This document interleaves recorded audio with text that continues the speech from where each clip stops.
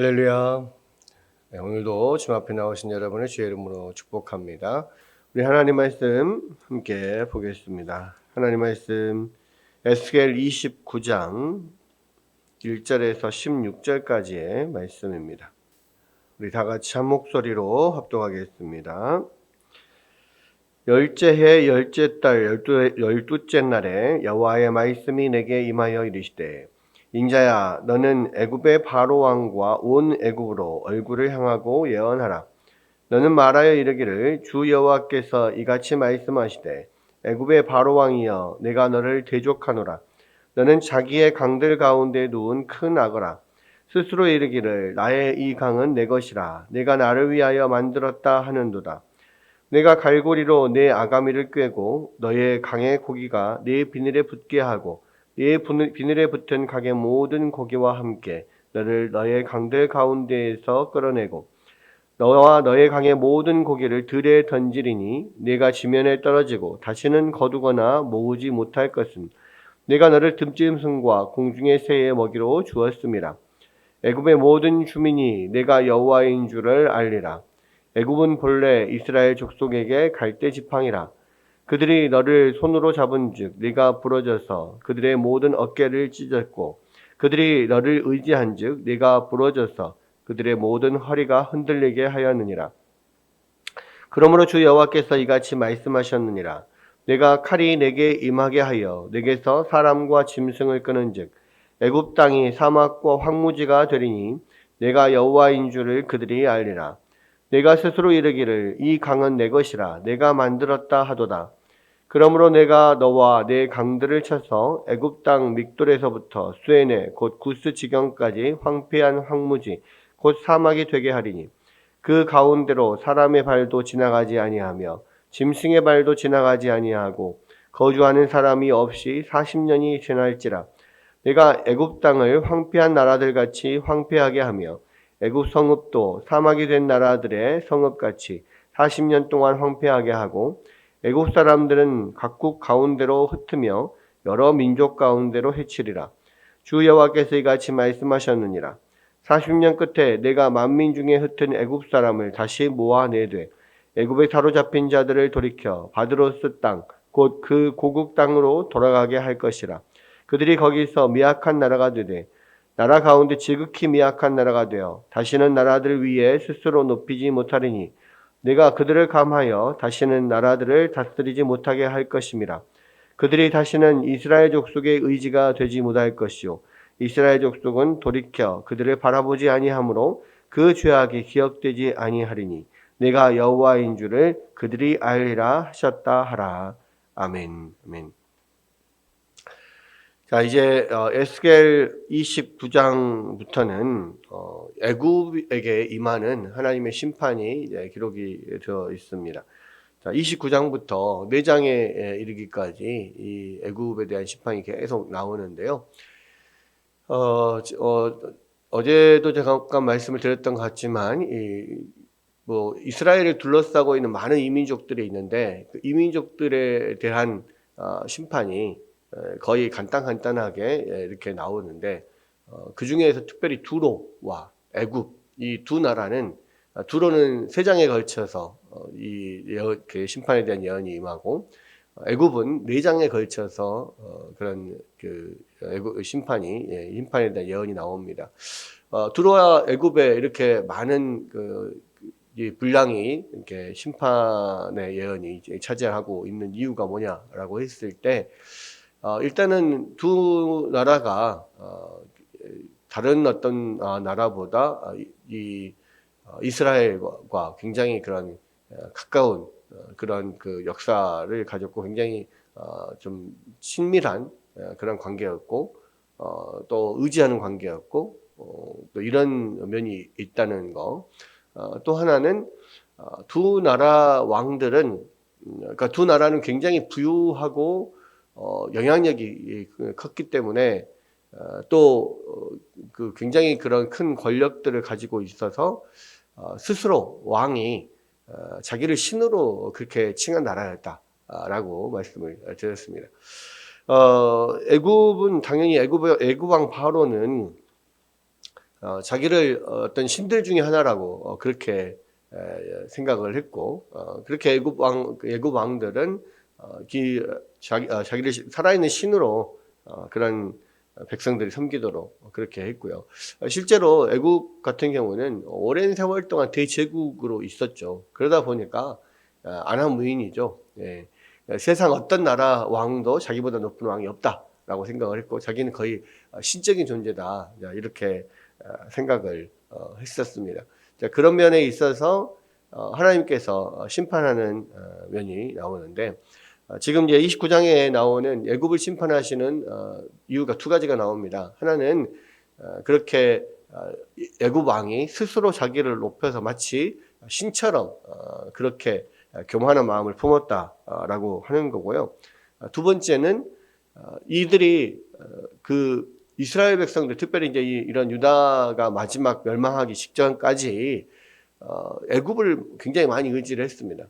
그래서 사실은 에레미야 선지자나 또 에스겔 선지자를 통해서 하나님의 뜻은 결국 너희들의 죄악으로 인하여서 하나님이 바벨론을 들어서 너희를 징계하시는 거다라고 이야기를 하시고, 또 그 바벨론에게 네가 항복하고 그렇게 바벨론의 시하에서 어느 정도 실행을 당하고 있으면 하나님께서 곧 돌이켜서 회복시켜 주시겠다라고 하는 그런 이야기를 계속 했는데도 불구하고 선지자들의 말을 듣지 않죠.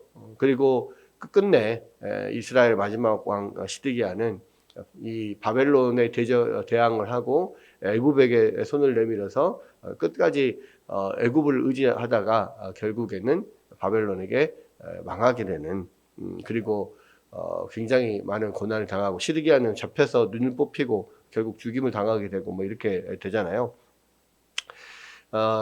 그런 면들을 지금 이제 29장에서 쭉 이야기를 하고 있습니다. 그래서 애굽에 대한 심판을 첫 번째를 보면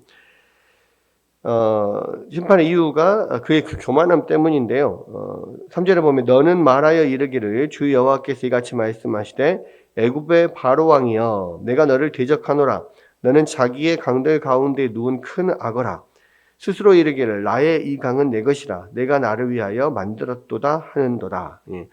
그러니까 그 자기의 강 위에 가운데 누운 큰 악어라고 그랬습니다. 그러니까 이 악어라고 번역이 된 단어가 이제 탄닌이라고 하는 단어인데, 이게 큰 뱀이나 용이나 뭐 바다 괴물이나 뭐 이런 식으로 여러 가지로 한국말로는 번역이 되어 있습니다만은 어쨌든 어떤 바다에 사는 큰 존재인 거죠. 어떤 괴물 같은 존재인데 여기서 나일강에는 많은 악어들이 삽니다. 그래서 이제 큰 악어로 그게 번역이 한 것이 여기서는 맞다. 보통 이렇게 얘기를 하지만 아무래도 크다 보니까 자기가 그 악어는 바다가 아니 큰 강 안에서 강물 안에서는 거의 제왕 같은 그런 존재죠. 누구를 이 강 안에서 누가 악어를 건드리겠습니까? 아무도 이기지를 못하죠. 그러다 보니까 특별히 큰 악어니까요. 대적도 없고 천적도 없고 그냥 편안하게 누워서 있으면서 심지어는 그러다 보니까 이제 교만해져 가지고 이 강도 내 것이다. 이 강도 내가 만든 거다. 이렇게까지 생각을 하는 거예요. 결국 이 세상에 있는 모든 그러한 부와 권력 누가 주신 겁니까? 하나님이 주신 거잖아요.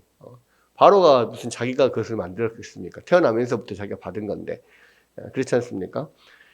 그냥 그런 면들, 그런 교만함에 대해서 하나님이 내가 너를 대적하겠다. 그렇게 이야기를 하고, 여기서 보면 4절에 내가 갈고리로 내 아가미를 꿰고 너의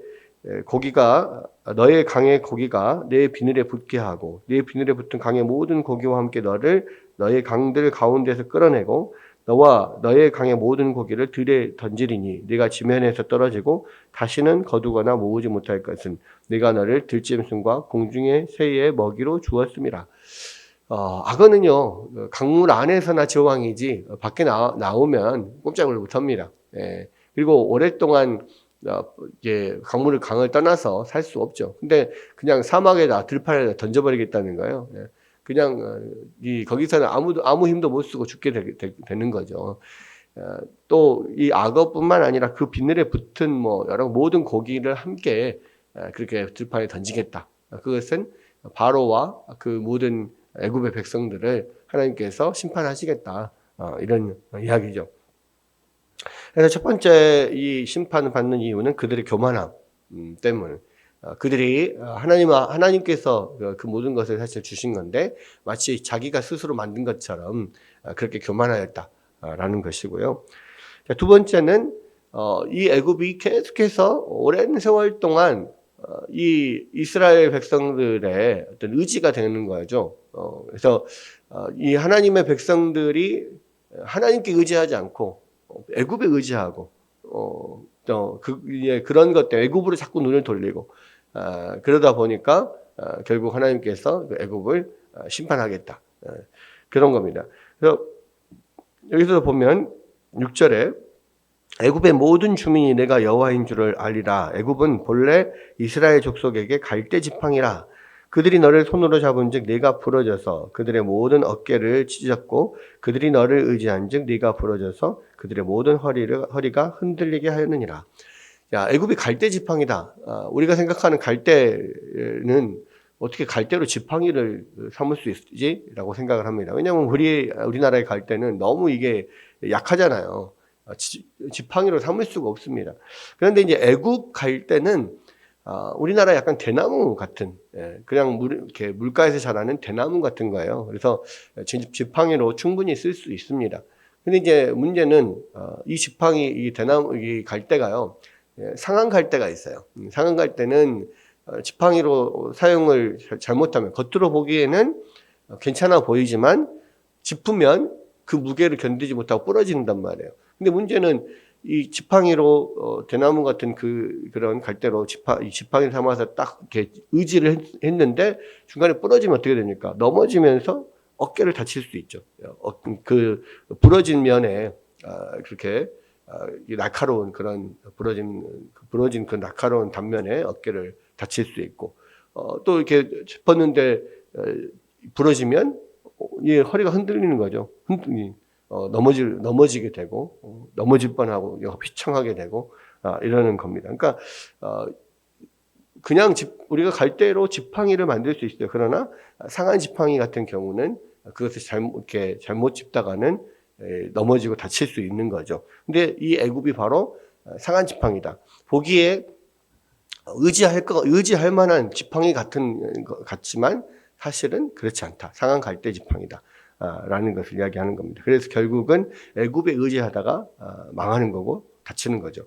마지막까지 이 시드기야가 이 바벨론을 계속 대적하면서 애굽에 계속 의지를 했어요. 그래서 마지막에 이 바벨론이 거의 예루살렘 성을 1년 8개월 거의 2년 동안을 포위 공격을 합니다.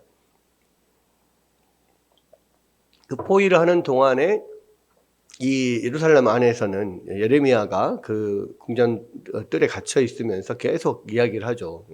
바벨론에게 항복하는 것이 하나님의 뜻이다. 근데 끝까지 대적을 하고 그리고 계속해서 애굽에 구원 요청을 보냈지만 결국 애굽이 구원 요청을 들어주질 않죠. 그리고 그 전에 애굽이 바벨론과 대적하고 이렇게 싸우려고 하다가 결국은 바벨론에게 크게 당하고 유다를 구해줄 수가 없는 상황인 거죠. 결국 그래서 이제 바벨론을 끝까지 의지하다가 하나님을 의지하지 않고 또 선지자의 말을 듣지 않고 끝까지 애굽을 의지하다가 결국은 이 예루살렘은 망하게 되는 겁니다. 그래서 그 갈대 지팡이가 부러지고 결국 다치고 그렇게 됐다라는 거예요. 그러면서 이제 결국 이 8절에도 하나님께 여호와께서 이같이 말씀하셨느니라 내가 칼이 내게 임하게 하여서 내게서 사람과 짐승을 끄는즉 애굽 땅이 사막과 황무지가 되리니 내가 여호와인 줄을 그들이 알리라. 예. 네가 스스로 이르기를 이 강은 내 것이라 내가 만들었도다 하는도다. 네. 그러므로 내가 너와 네 강들을 쳐서 애굽 땅 믹돌에서부터 수엔의 곧 구스 지경까지 황폐한 황무지 곧 사막이 되게 하리니. 애굽 땅 믹돌에서부터 수엔에까지는 뭐냐면 애굽 여기 북쪽 끝에서 남쪽 끝까지 이 전체를 말하는 겁니다. 그러니까 애굽 전체를 아주 황무지로 만들어 버리겠다. 그러니까 하나님께서 이제 이 심판을 이게 하시겠다는 건데요. 애굽 전체가 이제 황무지가 되게 할 것이고, 그 가운데로 사람의 발도 지나가지 아니하며 짐승의 발도 지나가지 아니하고 거주하는 사람 없이 40년이 지날지라. 40년이 지난 다음에는 어떻게 되느냐? 13절에 주 여호와께서 이같이 말씀하셨느니라 40년 끝에 내가 만민 중에서 흩은 애굽 사람을 다시 모아내되 애굽에 사로잡힌 자들을 돌이켜 바드로스 땅 곧 그 고국 땅으로 돌아가게 할 것이라. 그들이 거기에서 미약한 나라가 되되 40년이 지나고 나서는 흩어진 애굽 사람들이 다시 돌아오게 하겠다라고 하는데요. 결국 이 바벨론에 의해서 나중에 애굽은 이제 망하게 됩니다. 다 잡혀가고 그러다가 40년 후에 이제 이 페르시아 고레스 왕에 의해서 모든 민족들이 다시 자기 고향으로 돌아가라라고 했을 때 이제 이 애굽 사람들도 다시 고향으로 돌아오게 되는데 이제 그때부터는 이제 대제국 애굽은 없는 거예요. 그때부터 이제 계속해서 애굽은 식민지 생활을 하게 됩니다. 그래서 이 바벨론 다음에 페르시아의 식민지, 그다음에 그리스 헬라의 식민지, 로마의 식민지, 그 이후에도 이 로마가 지나고 난 다음에 이제 아랍 사람들, 이슬람 제국에 의해서 또 지배를 당하고, 그런 이스라엘 제국 이후에는 또 현대에 들어와서는 영국에 의해서 지배를 당하고, 이게 지금도 사실은 이제 독립을 해서 있지만 옛날에 그런 대제국 이집트 제제국 애굽은 이 바벨론에 의해서 망한 이후에 다시는 그런 대제국이 되지를 못하는 거죠. 여기서는 이제 지극히 미약한 나라가 된다 그랬고 15절에서 나라 가운데 지극히 미약한 나라가 돼서 다시는 나라들이 스스로 높이지 못하리니 내가 그들을 감하여 다시는 나라들을 다스리지 못하게 할 것이다. 그들이 다시는 이스라엘 족속의 의지가 되지 못할 것이요 이스라엘 족속은 돌이켜 그들을 바라보지 아니하므로 그 죄악이 기억되지 아니하리니 내가 여호와인 줄을 그들이 알리라 하셨다 하라. 결과적으로 이 에스겔 선지자의 예언처럼 애굽은 끝끝내 바벨론에 의해서 망하고 그 이후에는 이제 돌아오되 미약한 나라로 현대까지 남아 있게 됩니다. 그러니까 하나님의 이 말씀이 얼마나 정확한지 에스겔을 통하여서 이집트의 그 대제국 이집트가 이렇게 지금 현대 별로 크게 존재감을 찾아볼 수 없는 그런 나라가 지금 되어 있잖아요.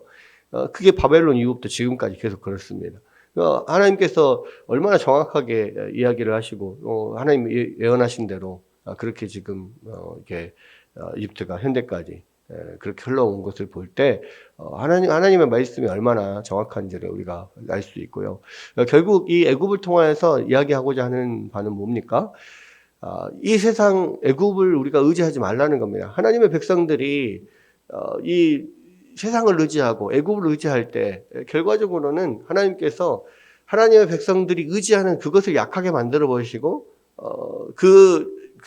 우리가 의지하는 것들이 부서지게 하셔서 우리가 의지할 때 오히려 다치게 하고 연약하게 하고 그렇게 해서 하나님이 우리가 의지할 분은 오직 여호와 하나님밖에 없구나를 깨닫게 하신다는 겁니다.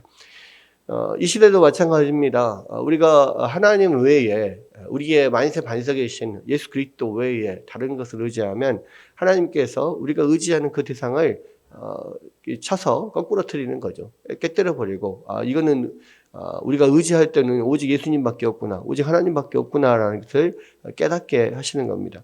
우리가 재물을 의지하면, 돈을 의지하면 돈이 없어지게 할 것이고, 사람을 의지하면 우리가 의지하는 그 사람이 다치게 할 것이고, 우리가 의지하는 어떤 것일지라도 하나님께서 다 의지하지 못하도록 하시겠다는 것이죠. 우리가 그것들을 그 하나의 말씀 온전히 붙잡고요. 오직 주님만 의지하며 나아갈 수 있는 우리 모두가 되기를 바랍니다. 오늘 하루도 또 우리의 반석이신 주님을 온전히 의지하며 또 주님만 높이며 주님과 함께 동행하는 여러분들 되시기를 주의 이름으로 축원합니다.